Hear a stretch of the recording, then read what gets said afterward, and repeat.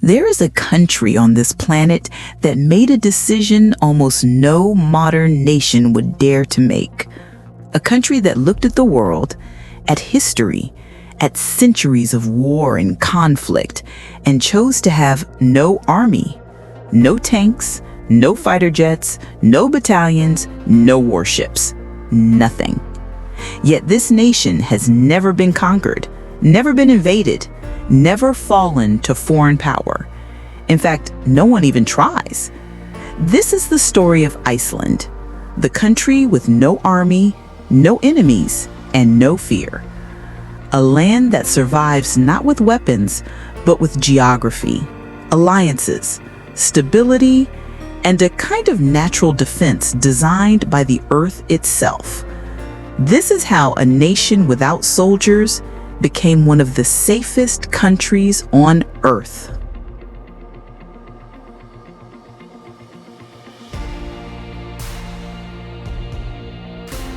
Before Iceland becomes a nation, it is a phenomenon. An island forged from fire and ice, a volcanic shield rising from the middle of the North Atlantic. Mountains, glaciers, lava fields, storms that swallow the sky, seas that can tear ships apart. Iceland is not protected by walls or armies. It is protected by geography. If you were a medieval invader, you couldn't reach it. If you were a colonial empire, it wasn't worth the risk. If you were a modern military force, you'd gain nothing strategically and lose too much trying. Iceland's greatest defense is simple. You cannot invade what you cannot access. And even if you reach it, you cannot hold it.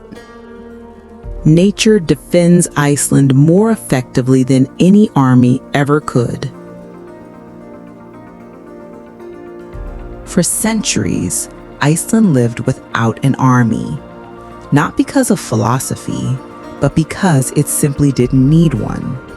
No one wanted its land, no one wanted its resources, and its harsh environment discouraged conquest. But the modern era forced a decision. World powers rose, wars erupted, nations built enormous armies, and Iceland still refused. When Iceland declared independence from Denmark in 1944, it made a historic choice. The new nation would have no standing military, no conscription, no weapons programs, no war doctrine. Just a population of fishermen, farmers, scholars, and citizens protected only by the world around them.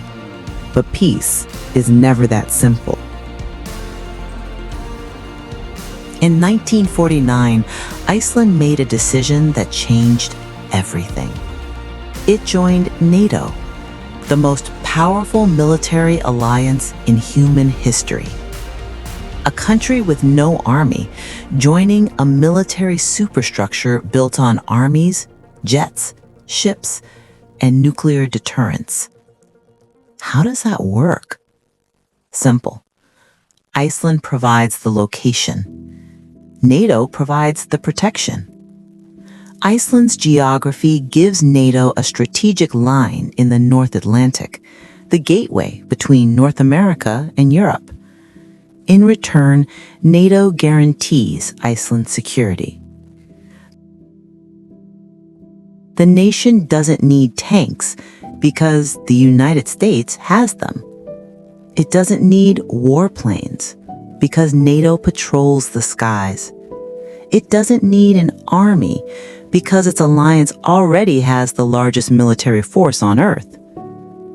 Iceland relies on diplomacy, geography, alliances, and a security guarantee more powerful than anything it could build itself. It's easy to imagine that Iceland is safe because it's peaceful.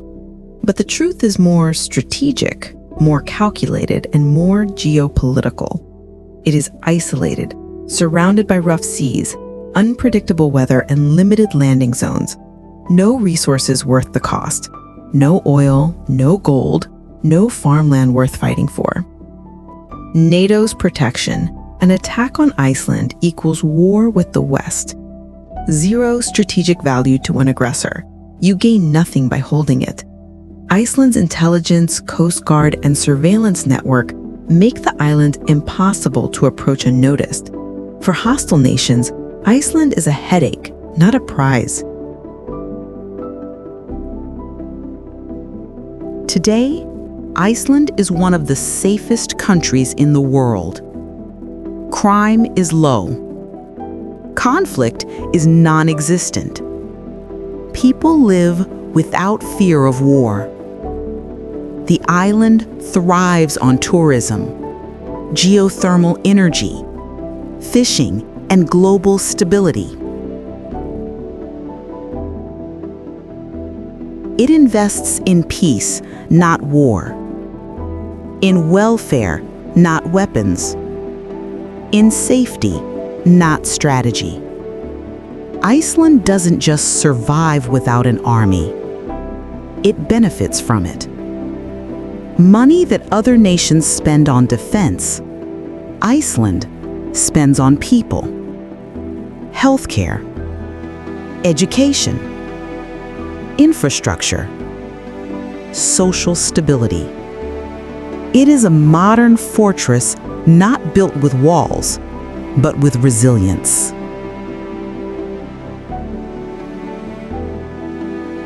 Could Iceland ever be invaded? In theory, yes. In reality, no.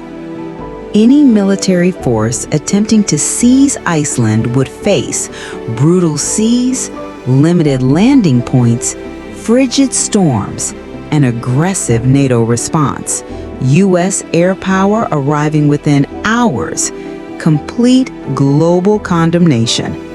Iceland is not a weak nation. It is a protected one by nature, by alliances, and by strategic irrelevance. The world sees no reason to fight over Iceland and every reason to protect it. Iceland proves that security doesn't always come from strength. Sometimes it comes from stability.